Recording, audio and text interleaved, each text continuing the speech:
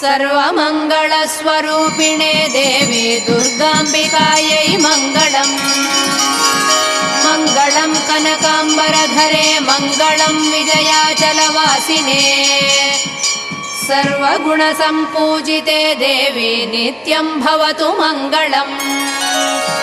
वरदाभयहस्ते Bhavani निखिलेश्वरी।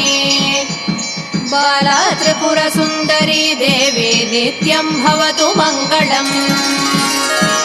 शुभमङ्गलदायिनी Shive सौभाग्यदायिने।